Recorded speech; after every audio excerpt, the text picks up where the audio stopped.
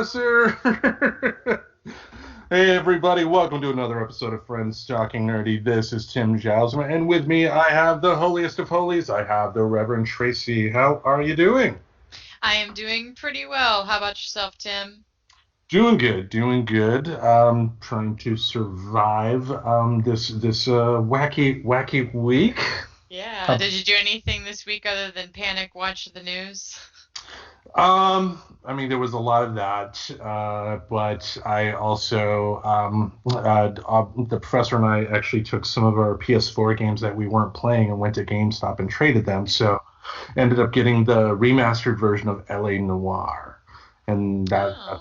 that's been pretty fun to play through. And from Telltale Games, we also got a Game of Thrones the season pack from Telltale Games, and Telltale did a Walking Dead game, and essentially their games are really like choose your own adventure, like movies.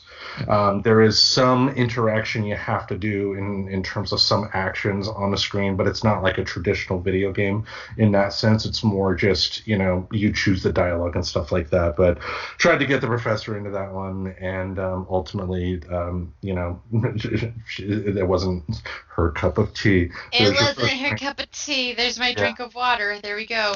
there we go. So yeah, that's been the fun that we've been having here. So yeah, I've been solving a murder case in Los Angeles in the 40s. So I'm a cop. I get to pretend that I get to use that voice. Your beat cap. Yeah, that's right. What about you? What have you been doing this week? Oh, basically, continuing to survive, continuing to nerd out over my trifecta of productivity tools I've been using to keep the house clean, which has been really nice. Like, I thought about suggesting this, and we could totally do it sometime if you want, of like talking about things that are worth keeping after this pandemic is over, because like some of these habits I've got now have been pretty great.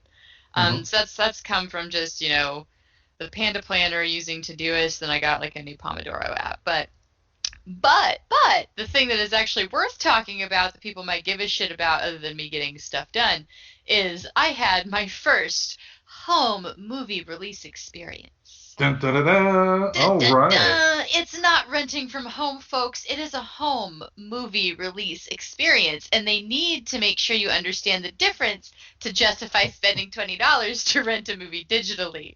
So, so Well, that's tell what I us, did. what is this Um, movie?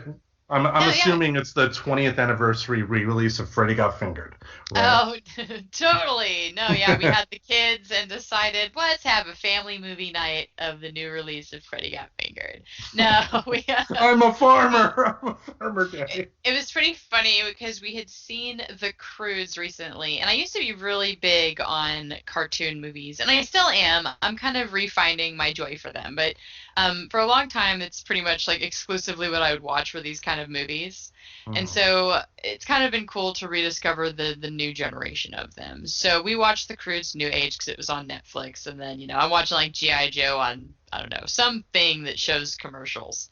And one of the commercials brought it to our awareness that The Croods, a new age, was out. And so, what better time to justify overspending money to rent a movie than right after watching the first one and all of that rush of excitement of realizing, wait, there's more.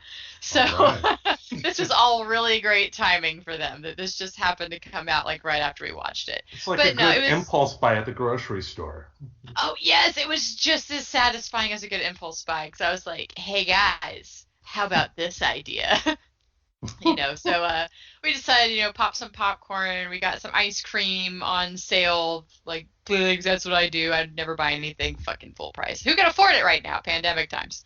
But so we made like a whole night of it. It was really cool. Like, I don't know. I think I will always be a fan of the home release and home rental lifestyle. I am a little bit opposite of you when it comes to the love for the movie theater. I haven't super missed it that much. I've got hearing loss, and there's something about like how their speakers work, and I looked this up. Like, there's other people that have hearing difficulties that have same complaints, but I Hmm. feel the reverberation like of their speakers on my ears, and it's physically uncomfortable most of the time in most movie theaters for me. My last straw was watching the Venom movie. because it was just fucking asinine. And then I think, what was it, Annihilation, the movie that was about cancer, basically. Like, it was, I maybe you didn't see it, but anywho, there's this long screech, and that was like, I'm done. I'm fucking done with movie theaters. So, and I'm done. So, yeah, it was nice. And plus, I got the sound bite of Belt. I don't know if you've seen the first one, or No. any of them, but they've got their little sound bite of that one character that everybody loves, and he's a sloth that he wears like around his waist, and so he named him Belt, right? And Belt's like one little soundbite, awesome line is just going dun dun dun. And what was super awesome was I discovered this movie like weeks ago, set that as my alert tone, and so that has been the background noise of every breaking news alert of like all the capital shit is this adorable dun dun dun. Oh man. Reminds me of Zootopia. I didn't care for that movie, but it's always funny when you have like either one scene or one character that just does something that just makes you die laughing. And Oh yeah. it was the trailer for Zootopia with that sloth at the DMV when he did that whole you know, Yeah, he went to go laugh, and you just see his face come alive in like so slow motion because he's a fucking sloth. like 20 But seconds. yeah. That got me there. Yeah, but New Age was really good. I kind of dig, and I think something that's worth saying, and it takes me back to why I like these cartoon movies, is there is always like a lesson in them, right? Like there's something trying to be taught usually. We're just too fucking thick to ever get the message. But kind of the difference, the interesting, dichotomy between the Croods and who they called the Bettermans. And they had kind of this nasty attitude of being, more evolved than the cave people, and their ways were really awesome and neat. And I related to a lot of that, and it was really funny because, I'm kind of into I read articles on psychology, and I am very open about like diving into shadow work and trying to be like a good productive human and like doing productivity hacks and blah blah.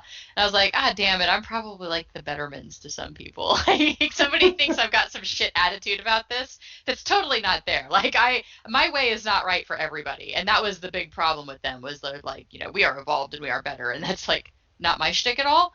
But it was just kind of nice to see, they come together. Obviously, it's going to have a feel good. I don't think I'm spoiling anything here for anybody waiting. But, they come together. And it's just kind of interesting how many movies show you the two extreme life paths and this idea that there can be a middle path that both can be happy. And that's kind of that joke of they keep trying to tell us this message, but we as humans just don't fucking get it. And that's why I love those stories. It was kind of interesting that it took now watching Croods and New Age for me to kind of get why I like kind of the cartoon telling so much. Like even Buzz Lightyear and Woody, right? They came two different, and there kind of became later a middle way that they all did stuff instead, like by the end of it. So I like it. It was a good one. It's definitely worth a watch if anybody out there is also into cartoons. Yeah, I mean, I don't know. I mean, I'm probably not going to check that one out, but I love my fair share of, I mean, kids movies. I mean, God damn it, I got a Superman tattoo of all things, so I like kid stuff. I got no problem with it. But it is, yeah, I mean, it is those lessons in when it's done well in children's entertainment like that, or entertainment geared at young people, that we as adults tend to forget, and I wish we did take the time to think about those type of simple messages of working together, type of deal, because then we wouldn't have to deal with what we're dealing with now in the news. And what a great segue. Yeah, I know. I just realized how perfectly this fits in because, obviously, humans out there listening to us, we sometimes talk like as we lead up to recording. Mm-hmm. So it's kind of funny because this kind of fits into some other ideas that we were kind of talking about that have come up in the theme of holy shit, what's going on in America? Take it away, Tim. Yeah. Week however many of this horrendous 4 years in this country. We got one more week to go. But a lot has happened since we last recorded, and with if anything, I think it's important to just kind of talk about it just to be able to have it for posterity, because hopefully, 10 years down the road, 15 years down the road, we can fire this up, listen to it, and think, whew, thank goodness we got past that and we're able to, build and do something better. But just, wow. I mean, we've had a second impeachment. Yeah, first time in history, so he gets to be a first for something else. Yay. He gets to be Donald Trump, the first and the worst. Yeah, Nixon is if there is an afterlife, he's definitely quite happy at all this because people are just gonna say, "Woo, he's not that bad." I mean, they're saying that about George W. Bush right now. People are looking back to the good old days of the early days of the Patriot Act. Yeah. You know? But I can see it. So what you're saying is Nixon might be up in his little cloud going, "Oh, I was not that bad." or you gonna quit. I wasn't that bad. I didn't get impeached twice. Oh, that reminds me of a Bill Murray movie from 1982 called Where the Buffalo Roam, where Bill Murray played Hunter S. Thompson, the legendary Rolling Stone political writer. And there's a scene where he meets up with Richard Nixon in the bathroom, and Nixon at the end before he leaves, because Hunter was talking about people being doomed and whatnot. Then Nixon turns to Hunter S. Thompson and goes, "Fuck the doomed." Fuck the doomed. Fuck the doomed. But yeah, we got a second impeachment that went through pretty fast, and I think the general public is very much in support of that. It was bipartisan too, so this is like, don't be mistaken. This is not like the first one where a lot of people's like, oh, well, it only because the Senate majority is Democrat. So they played the political game last time to excuse why this happened, and now we've got a second time, but it passed with more. Like, there are more people that finally are in agreement across, like, in a weird way, he's bringing the two sides together. I guess is what I'm saying. It's a Christmas miracle, Tim. But I wouldn't go that far though, because No. well, I was watching a report the other day, or yesterday when the impeachment happened, and there was a reporter commenting about Liz Cheney because Liz Cheney is the highest ranking Republican member that came out in support of impeachment, and the reporter, I don't know if it was a reporter or like a contributor or something like that, but they brought up an interesting point. Who's Liz Cheney's dad? Former Vice President Dick Cheney. What did he do a few days ago, along with all the other remaining living former Department of Defense people? He came out with a letter urging the military not to take any unconstitutional actions. And as a former vice president, he still gets daily security briefings that people in Congress may not have access to.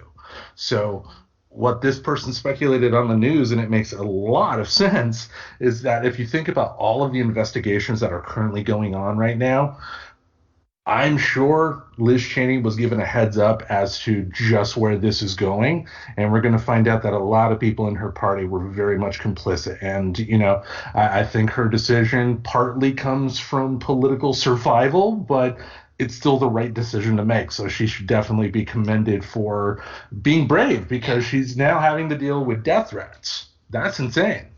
Oh yeah, that's the reality that got brought in when you kick the hornet's nest. They can get mad both directions. I'm just saying, like. Yeah, and there have been congressmen too that have come out and said that they've talked to their Republican colleagues, and the Republican colleagues in private are saying, we agree he should be impeached, but we're afraid for our lives. And that,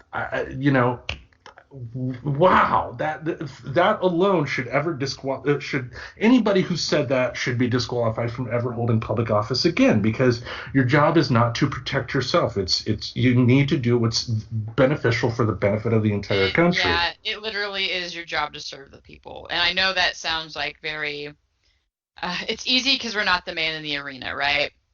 Let's be real. These people took these jobs. They were never expected to be put in this position. But at the same time, you're supposed to realize the gravity of it and where your duties lie. It's like that cop that's being praised, right? Yep. because he lured them away because his job is not to protect the building. His job was to protect the congressman. He did his job, and that's why they're hailing him. So it's kind of that you need to do your job. And now, if you do feel that you're in danger, that's where totally it shouldn't be a well, fuck them, leave them to themselves. No, give them protection. If they honestly feel that they're being threatened, by all means, protect our congressman. Whatever side they're on, I don't care. I would say the same thing for Ted Cruz, and I think he's a slimy fucker. He should not have to have any sort of threat to his physical well-being or his family's physical well-being. You should take care of any sort of grievances you have with him at the ballot box. Exactly, because that's the point of this. That's what that's the point of doing it at the ballot box. We're supposed to not be doing shootouts. Yeah, and it's just, I mean, oh man, there's a podcast and I've been doing a lot of this all week, just thinking about this, and I'm not the only one, but there's a podcast I discovered called Knowledge Fight, and what the hosts do is they essentially listen to InfoWars, so you don't have to, because Alex Jones, who's like the head of that outfit, is a unique character, to put it mildly. And the episode that they talked about were the January 5th and January 6th editions of InfoWars that Alex put out, and it was shocking at just how complicit he was in terms of he definitely was stoking the fire. And he's not stupid. The verbal language he gave out stoked the fire, but there's enough plausible deniability in just how he delivered his lines that he could say, I never meant to, cause them to do what they did, but just it's scary. This is a scary time. Well, I think that's what you'll find is that that's what I feel like is going to come out with any of the Trump stuff is I think they're going to try to spin it with enough plausible deniability. Like, hey, saying it's going to be wild is not saying go make it wild. Yeah, I mean, they're going to... Yeah, we should march over there does not say we should march over there, break in, and storm the building. So I do think that unfortunately gives some ground for technicality on that side too.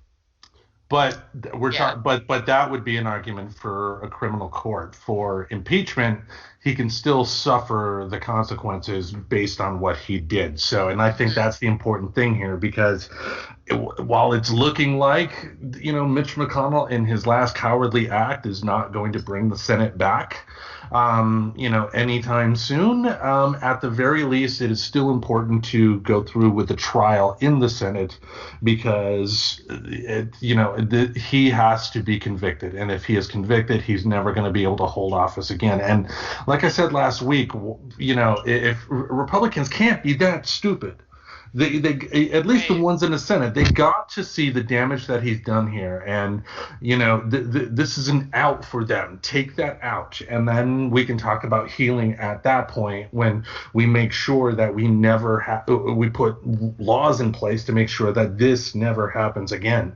I mean, because as it stands, Donald Trump is ruined. He's never coming back. I mean, more than likely, he's probably going to go live in a foreign country as a guest or something like that, and then be used as a propaganda tool against the United States. I can imagine that happening, because he's not going to go bankrupt. Anyway.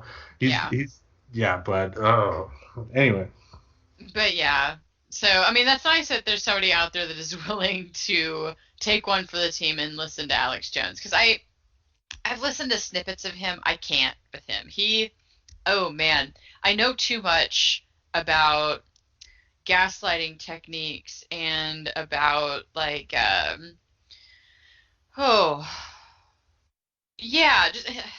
can't sit there and listen to somebody just be manipulative. It's something that I can't do, and there's several reasons for not being able to do that. Fortunately for me, it's not because I'm not the person to really like to follow a bunch of negative emotion, but that's there's bonding in that, and so that's probably how he does get a good following, is he gets them all stirred up and upset and angry and uses his rhetoric and uses kind of like the same stuff where we've talked about with headlines that bugs me so much. They make it sound way worse than it is. The only difference is he then gives himself to permission to lie and embellish on it, rather than the other, like, where I've been annoyed with like CNN and other of the major news things for their headlines. Once you go in there and read it, it's like, oh, well, that's just misleading then. He doesn't have to follow any of that shit. So takes his own liberties. I can't. So I do appreciate that somebody out there is, for those of us who would like to know, like, this network and what they're being told, because they're getting messages from a lot of places. The president's Twitter was one of them. And that's good news there. His social media outlets have been permanently neutered. All of them. Did you see even Parler got yanked from the Amazon store? Amazon, Apple, and Android. Yeah, all of them. Oh, sorry. Yeah, all of them. Like across the board. It was Apple, like, really, that hurt them the most there. But yeah, kind of interesting that he lost that. I saw like the most ridiculous meme, or some, I don't know.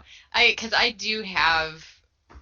have a range of friends, so I do have some who maybe didn't vote the same way I did, and this one person shared this idea that if Twitter can shut off the president because they feel like it, then businesses should be able to be open because they feel like it. I'm like, and I don't see that analogy actually working that way, because personally, I see it that it backs it up, right? Because Twitter saw what Donald Trump was doing as being damaging and harmful, so they cut it off.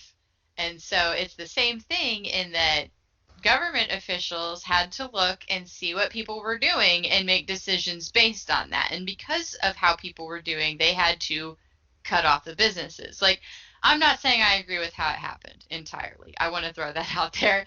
But like, to sit there and equate it to, like, I don't know, that meme to me was just such a stretch, and it was so fucking stupid to read it. I was just like, wait a second, what did you just try to equate Twitter to?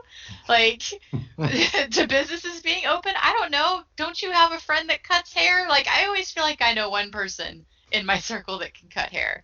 Like, I don't get the I don't know. It seems very explainable to me that our normal will be disrupted until this is fixed. It is fucking fine. I'm more upset that our government didn't do more to help us out like other governments did.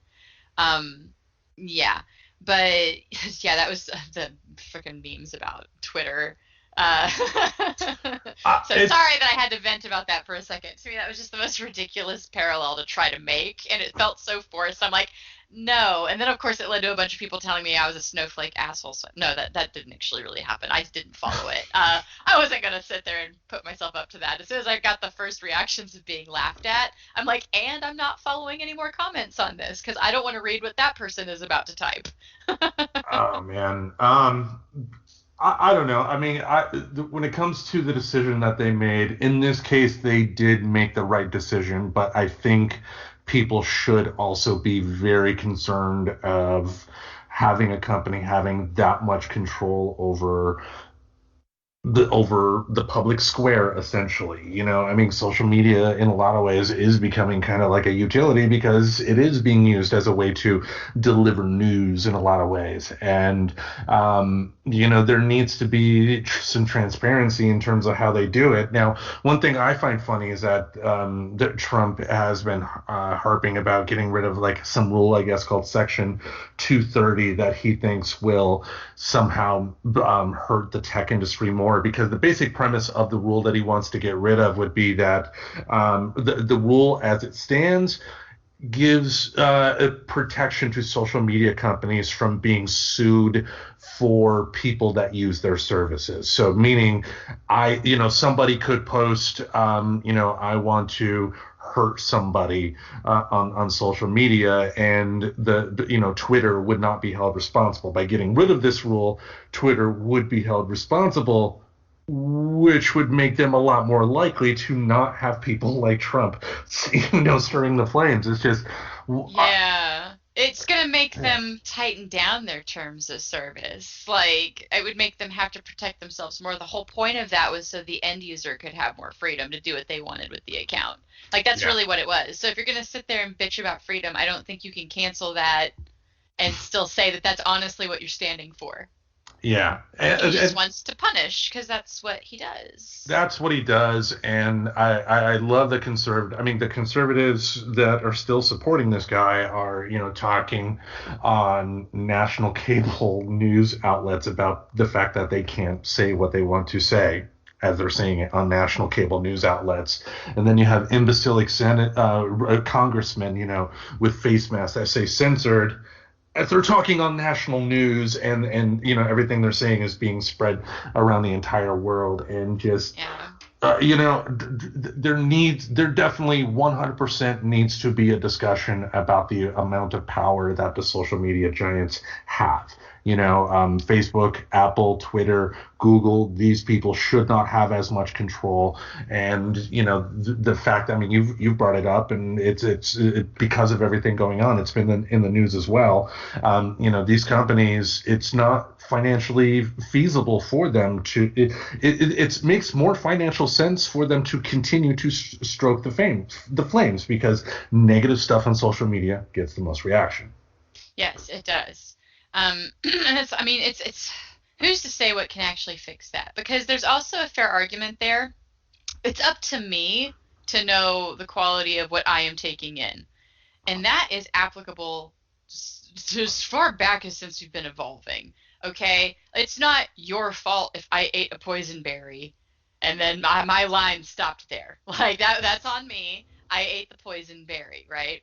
Yeah. So I think by pointing fingers, like I, it's such a weird topic because I don't honestly know how I feel about it, I guess is what I'm saying.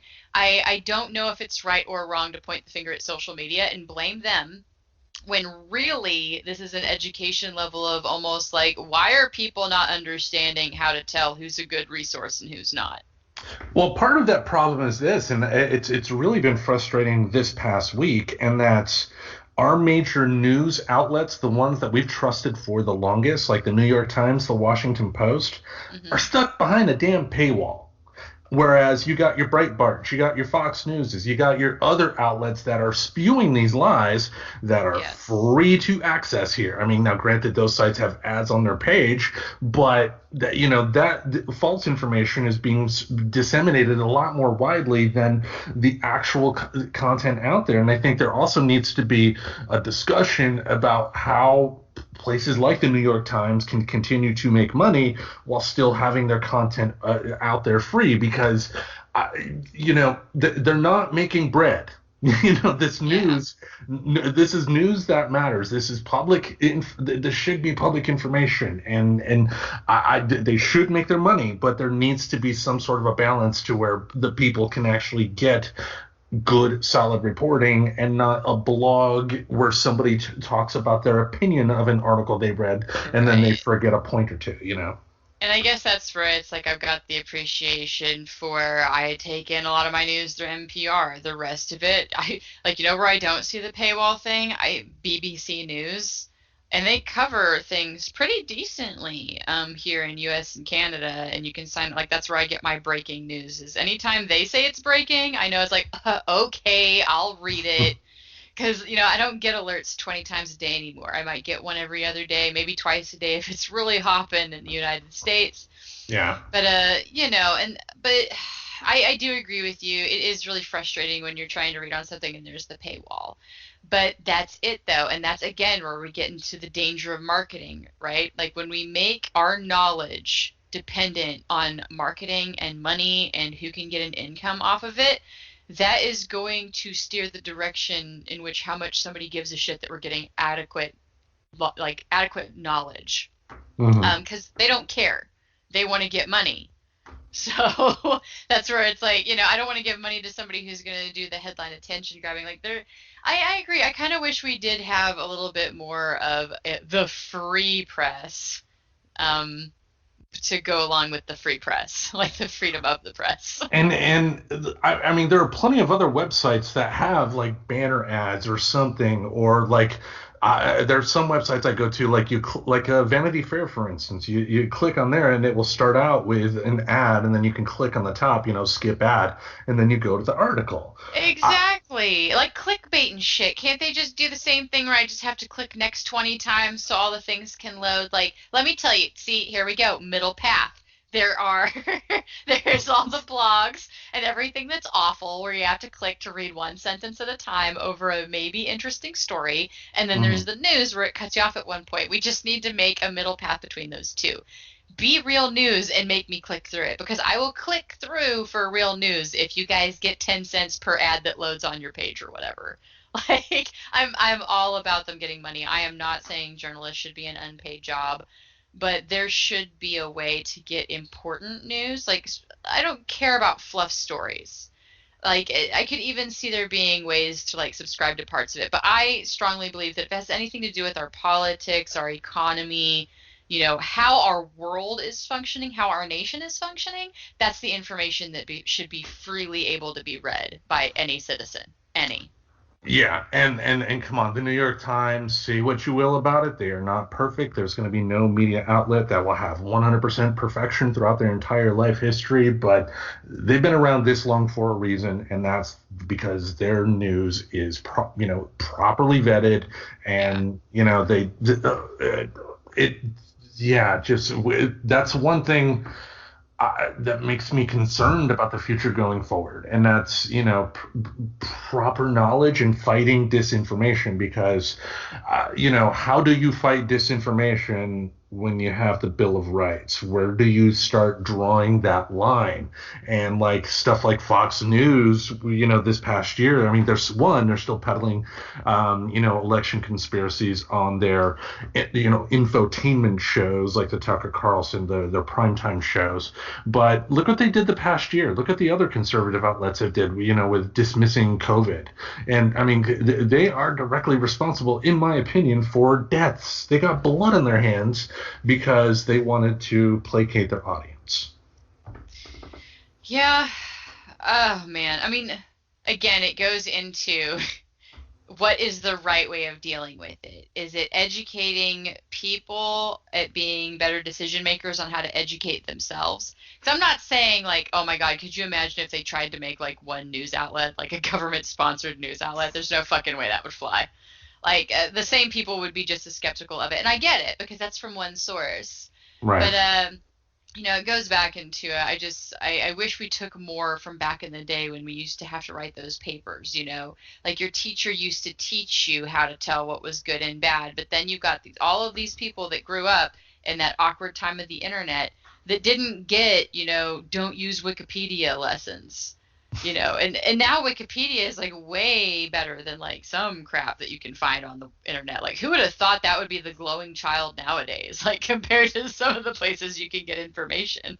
Oh yeah, I mean, actually, when I studied for my A+ certification in computer repair, the instructor said that when it comes to computer repair topics on Wikipedia, they're probably more up to date than in terms of like textbooks that you may come across, because you have a dedicated group of people that make sure it's properly updated. Now, should that be the first place you go and the only place you go? No, go to other places. It's meant as a starting point.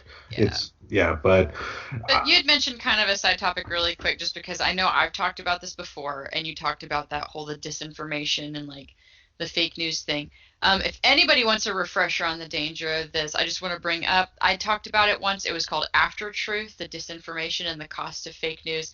Really tight little documentary. It's on HBO. I think it was also on Hulu for a bit then, because I think they've got an agreement. It's either Hulu or Netflix that had it, because that would have been where I saw it. mhm. So just on that topic, if you want to refresh yourself on how damaging this is, still really solid documentary that I will recommend constantly. Just to kind of like, yeah, like it's cool. Like, be skeptical, find like a good source, and try to get your news from like the same spots instead of what people are sharing on social media. Like, I don't see the point in blaming social media for other people passing shit. I'm more about like punish the websites that are spreading the falsities and trying to pretend to portray fact. Yeah. But I don't understand punishing social media. But that is just like the core topic being him taking away that protection is just such an absolute dick tantrum child move. Like, okay, dude, whatever, bro. Like, you do Yeah. you. Well, Only got a week left. but still, I mean, who knows what he has planned, and more than I can see him at the last minute. He's going to attempt to pardon himself. Oh He yeah. will. He's already talked about it. It will come out. He'll pardon him and his family, and there will be more issues after that, and that's going to make the first 6 months of the Biden administration very interesting. Oh Hopefully, yeah. I mean, my hope here is that I hope that the Democratic leadership has finally woken up to the fact that the Republican Party cannot and will not play. They're not the adults in the room. And my fear is that the Democrats are going to do what they always do and play a game of defense. They're going to play scared and they're going to do what they can to placate.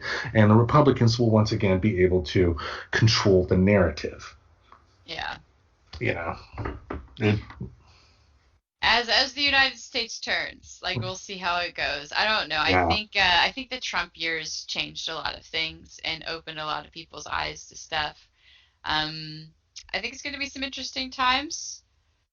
But yeah, I can't wait for him to no longer be in office. I don't even know, can he pardon since he's already technically he's impeached and he's waiting trial? My understanding is that he still has that power because Okay. he is still technically president until either the Senate kicks him out or January 20th, whatever comes first. That's another thing I wanted to bring up too about the Republican Party. Some good news about all of this is that they've had a number of big corporate donors say, we're not going to give you money anymore. Yeah, I heard they're losing their pocket linings. Yeah, you got people, of course, like Ted Cruz and Josh Hawley getting hit the hardest. And, for our YouTube folks, they can see me playing the smallest violin in the world, And me for like the sympathy. majorly rolling my eyes, like just Ted Cruz. That's another name that I just have not been pleased with. Like, He needs to go away in the dustbin of history, and hopefully, I can see him of all people. He's the dumbest human being alive because he's made no friends in the Senate. Nobody likes him. I mean, because like, nobody likes him. Cannot emphasize, folks, if you've ever looked into how little people like this guy, like, do yeah, yourself a favor and go on Google and just like, yeah, people, they do not like Ted Cruz and they're like very open George. about it. Yeah, like George W. Bush called him a fucking asshole or something like that. But I can see him getting impeached and everybody, voting to convict him, just out of pure fucking spite. And that will be a glorious day when that happens. But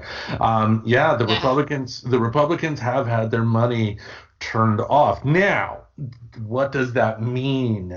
Because it's like, are these companies permanently cutting the funding off from these particular people in the hopes that new members of the Republican Party that don't follow that, come along? Is it a temporary thing? Because I more than likely I can probably see a company thinking, let's cut them off for 6 months, and then 6 months down the road give them the money back, when this is all blown over. But if this ends up being any sort of a concerted long-term, cut off of their money, then the Republican Party will be making a lot of changes rather quickly.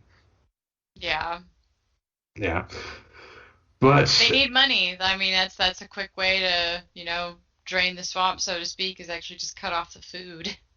yeah, yep. But now, for the 2 years that the Democrats have some semblance of control, what would you like to see them do? What do you think they need to do in order to make sure that the 2022 election doesn't go the Republicans' way again? Because one thing to keep in mind, under normal circumstances, most midterm elections, the opposite party ends up getting control of either the House, the Senate, or both. Yeah. Well, I don't know, because I could also see them just trying to do as much as they can with the 2 years, and get some stuff passed. Like I've seen some hijinks where I guess there was an attempt, but it sounds like it failed. I didn't read it, but there was an attempt made to try to block any of the student loan forgiveness efforts that Joe Biden might do. I scrolled past it, so I will admit I did not click on the article. I just saw it phrased a few different ways on a few different headlines. That it looked like I guess there was an attempt made, but it said attempt, so I'm assuming it failed. But I'm hoping that gets done. That's something that's just so been talked about for such a long time. It's kind of ridiculous it hasn't been done already. Right. Um, but I think they're going to have to be really careful on how much of those kinds of things they do. They're going to have to pick their favorite pet projects and not push through too many while they've got the control. But at the same time, you've got people that I feel are a little bit more towards your side of it, of like, hey, but that's still placating to their shit. No, we should be pushing through as much as we can. We should be, doing like what they did with the Supreme Court and just always taking advantage because it's always strategy and always chess with them. And I can totally see that. I can't really claim which way will be right to make it go better in 2022. All I'm saying is get your asses out there and vote. No matter how you feel, how this went, please vote. Please, please. What, like every 2 years, like not every four, but every two. And just get your voice out there because there's also other stuff too that's just not the stuff that leads up to the Senates and the election. And hey, you know what? If you want to be able to ride the blue wave for longer, definitely get out and vote. Because a lot of the reason that it turns over is people who win in the presidential year are like, oh, we won, OBKB. No, vote again. 2 years later, vote again. Make sure the representatives you want stay, and Yeah. make sure if there's any openings for new ones, like you pitch your vote in the direction that you want.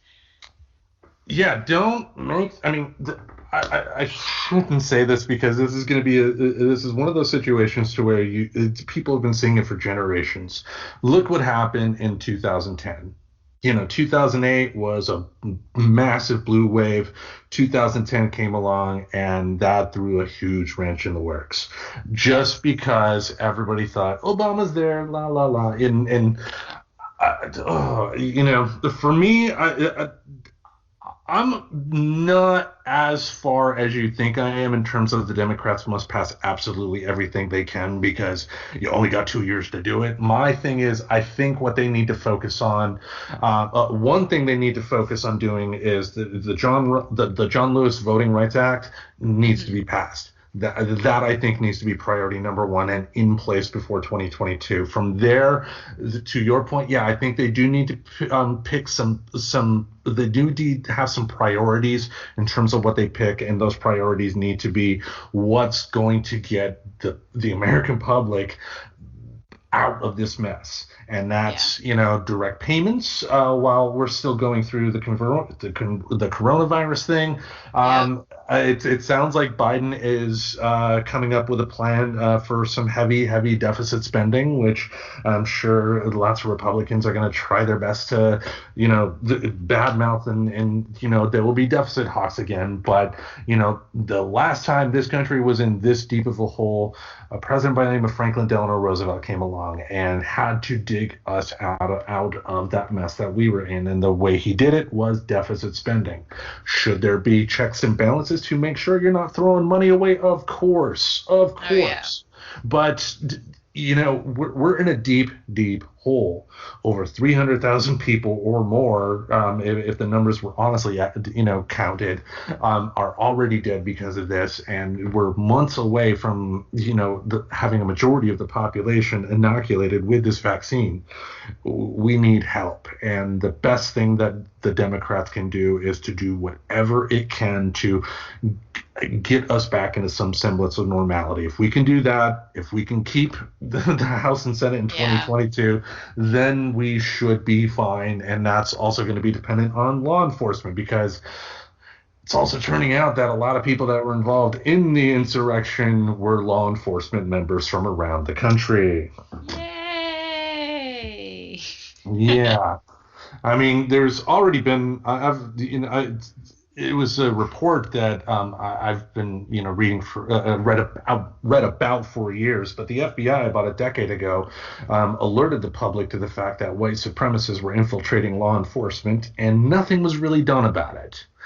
Now the chickens have come home to roost, and how, because one thing we didn't mention last week, and the reason I didn't bring it up was I felt a lot of people were already bringing it up, so it was pointless to do. But we got to talk about the racial disparity in all this, because one thing the Republicans in Congress did during the impeachment fight, I noted on Twitter that their basic argument was that Trump should not be held accountable for his actions because black people exist.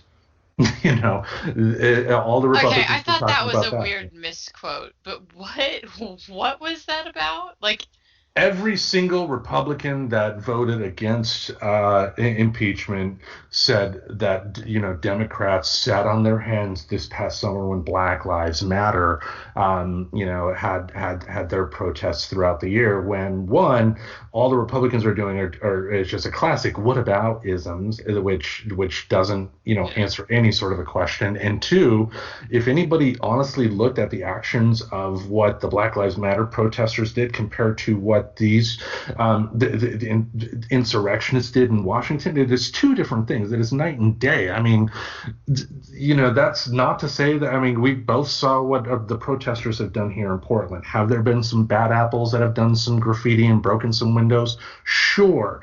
Arrest them for the misdemeanors they are committing, but they are not trying to storm City Hall to dethrone Ted Wheeler to become whatever they want to call themselves, a lot of this started, you have to keep in mind, a lot of the Portland stuff started with peaceful protests, people doing what they were supposed to be doing and being met with aggression.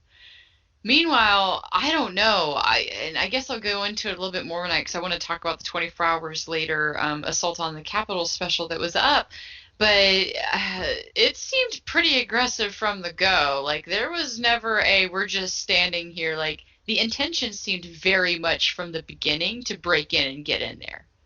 At the Capitol? Yeah, at the Capitol. Like, this wasn't like they had a peaceful thing and they were all going to lay out on the lawn and lay there and shit. And then, like, somebody came and threw a canister of gas at them, and then that's what got them upset, which led them into storming the Capitol. That would be a different story and a little bit more, like, from what I understand, happened here in Portland at some of those protests that got really violent. Okay. Now, and then it also goes back to the whole St. John's Church thing with how they dealt with those peaceful protesters. Same thing, same movement. That was all Black Lives Matter people. And he had them shooed away in a very aggressive way.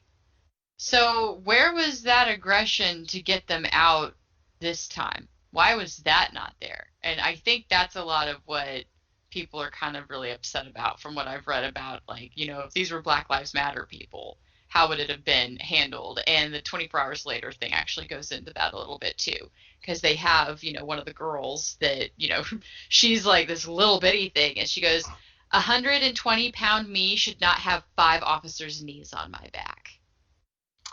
Yeah. And like that kind of duality. It's like, how much they stock up and get, like, basically the National Guard on standby whenever they ask for a permit for anything. But these guys straight have been talking about this since, it seems, December, of this being a protest that was going to happen. In a demographic that does believe in the right to bear arms and tends to do such in these situations. That's where it gets hyper aggressive and dangerous really fast. Not saying it's bad. I did not say it's bad to carry arms or want to. I am just saying they are already carrying them, and then whenever you get mad and you have that on you, that is then a temptation to use it. And I'm glad you brought up the gun thing too. As someone who grew up in a conservative part of Michigan, I've seen plenty of responsible gun owners. Those people are not the problem in this country. No, they are not. They keep their weapons properly stored. They keep it away, from people that shouldn't have them, and use them only in appropriate times in terms of hunting or sadly protection. But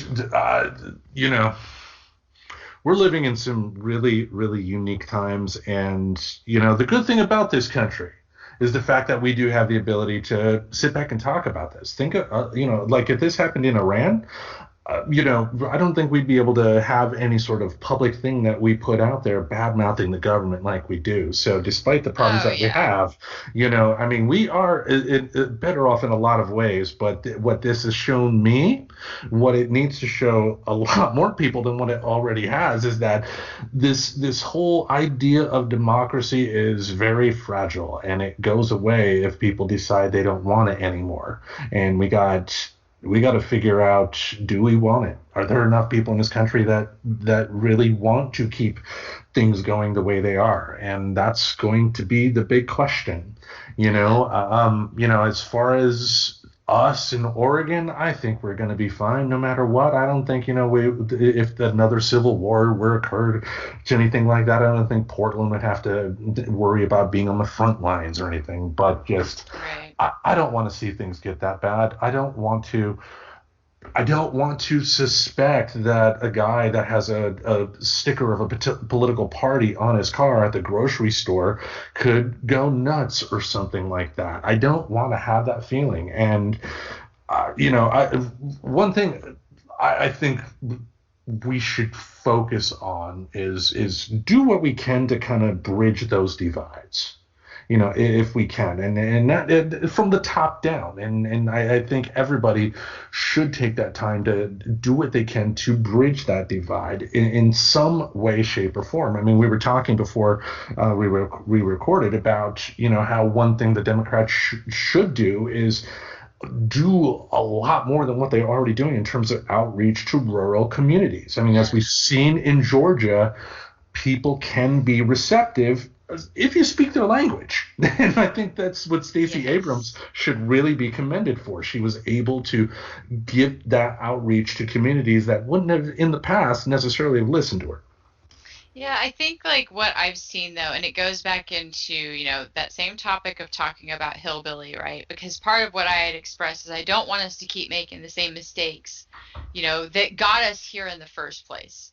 Don't see a bunch of tantruming people. Like I really don't even think that most of the Trumpanzees, that I'll believe it when he says it, I don't think they're saying that he's the only human they believe tell the truth.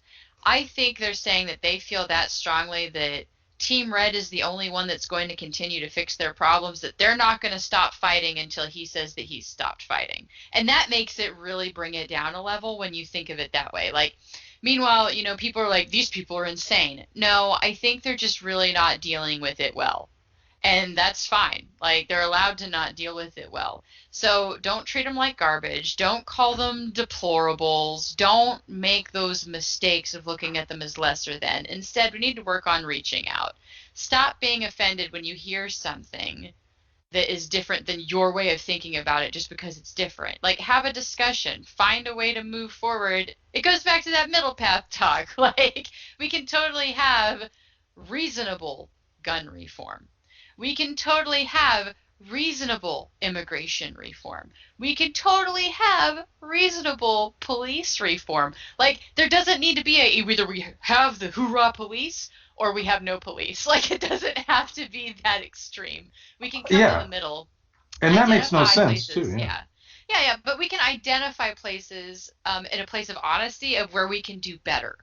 And I wish we could see things that way instead of that reaction of defense, which is in our culture, even socially, of, somebody can't do something in a different way and other people not seem to take it as some slight that they don't do it that way, or like a weird stink of how dare you for not doing it this way, when really that shouldn't be it. That shouldn't be the attitude. That shouldn't be what you welcome with because somebody has a different way of dealing with something. And the part of that is human nature too, because I know myself, I do find like if I'm in a spot to where I have to teach somebody to do something, I'm going to teach them in the way that works for me, and Right. then me, I also do tend to get a little extra annoyed if somebody doesn't follow it the same way I do. But the important thing I have to do in a situation like that is take a second to take a deep breath and recognize that if the end result still ends up being the same, it does Yes. not matter if it's done in two different ways. We're not talking about surgery here.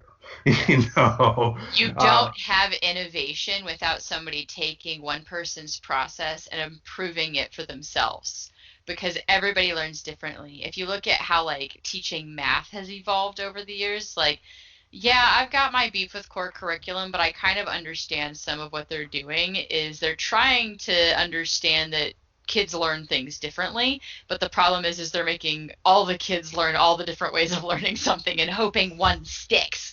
Um, yeah. but that concept though is very true. So it's not a slight against you, Tim, if you show me, Tracy, how to do something. And I don't know, maybe my hands are smaller, so instead of being able to do something as a one hand process, I do it this way because it works faster for me to do it. You know what I mean? Like Yeah. and that makes it so much more clear, not bad, just different. sometimes it can work better, and sometimes it works better for other people, and then sometimes the other way works better for other people. See what I'm getting at here? Like, if that's how innovation works.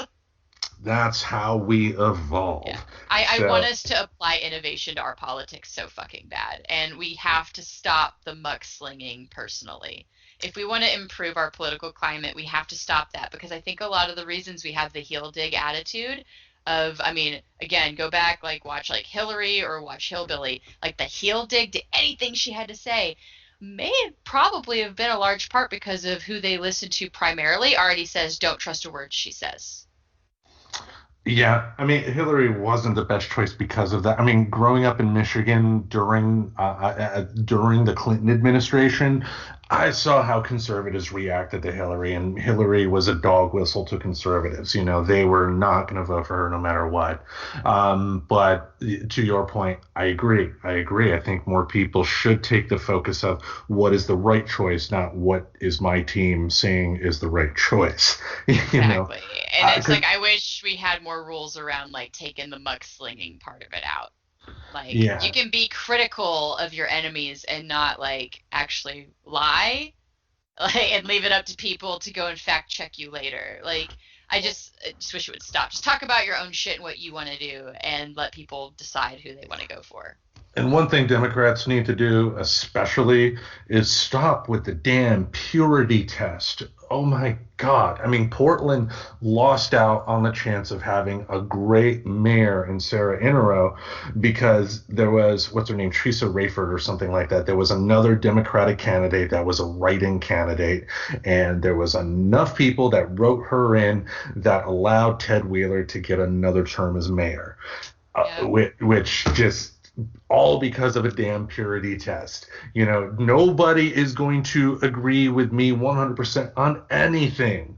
Yeah. Don't expect that out of your politicians. You want them to look for honesty.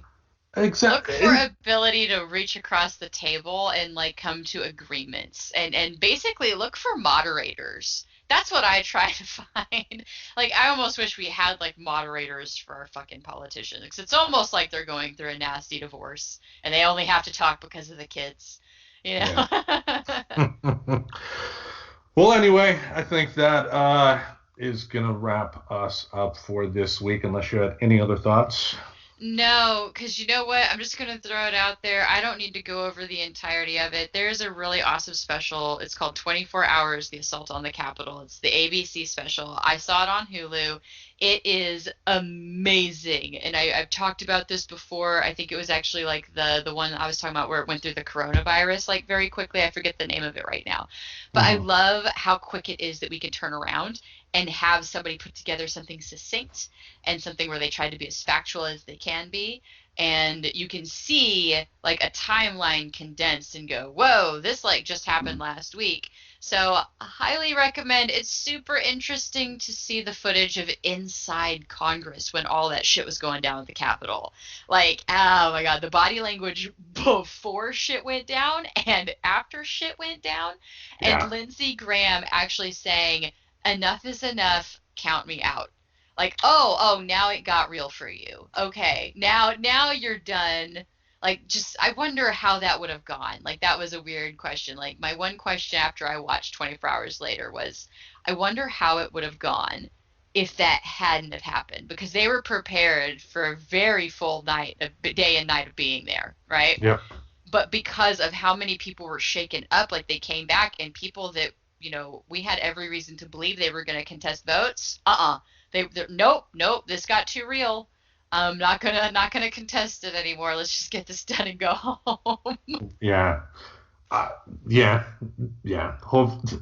I mean, next week we're more than likely going to be touching upon this again, because next week, as we record this, is going to be inauguration, and from the sounds of it, they're expecting a disturbance, to put it mildly. Yes, actually, yeah. Since we are out, like, guys, it wouldn't be the worst idea. Like, maybe just stay home. I know most of us are probably staying home as it is because of the pandemic, so our demographic should be kind of fine. But yeah, especially with everything going on. Inauguration day, just might want to stay home. Just catch it on the news and then just know that we're going to record the next day and tell you about any of the crazy shit that went down. That we will. So thank you once again for listening. Remember to subscribe, download, tell your friends, share it. If there's something you like about it, we want to hear about it. And if you have something interesting to say, we might even put you on the show. We can make you podcast famous, damn it. Yep. And you know what? If being on is just not your jive, you can also let us know, like, hey, have you guys thought about nerding out about insert topic, or have you thought about a nerdy 5 on insert topic? So we're very open. We'll cover what you want, or if you want to come on, we're kind of down to have guests. Yeah, we've had a lot of people. We've had professors, we've had porn directors, we've had a lot of people on this show. I am working on a guest up soon to talk about some things, so we've got at least somebody coming up, but we do like to have friends on, all joking aside. Oh yeah, that's the beauty of this show, the fact that you can get a bunch of different people together talking about stuff. Like when Shelby was on, it was great talking about K-pop, even though I don't like that music, But exactly, but it was still fun, and then talking about some of the difference between like American TV and like the warm up. Yeah. It's funny because I still think about her comments on that anytime I watch a new show, and I'm like, yep, this is me having to get to know these people and their shit for the first season and whatever they're going to be by the end of it.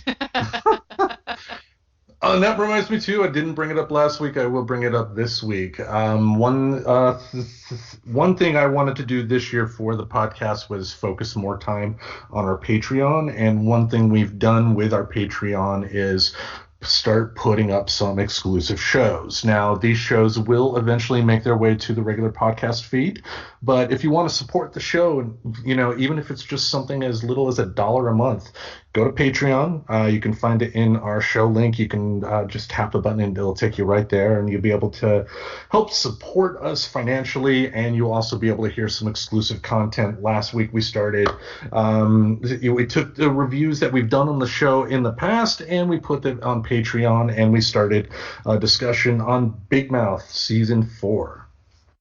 Yes, and then we get to talk about episode 2 this time. So I'm excited about getting into that one for those of you guys that know what that show's about. Yes, so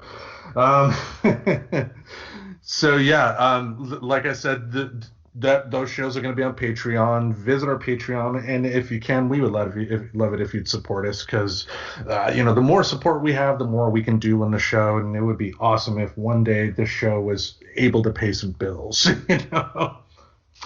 But anyway, with that, another week is in the books. Thank you all for listening to Friends Talking Nerdy. This is Tim Jousma. We got the Reverend Tracy. We will see you all next week. Bye. Subscribe to Friends Talking Nerdy on iTunes, the Google Play Music Store, as well as Spotify. Remember to support Friends Talking Nerdy on Patreon. Goodbye, darling.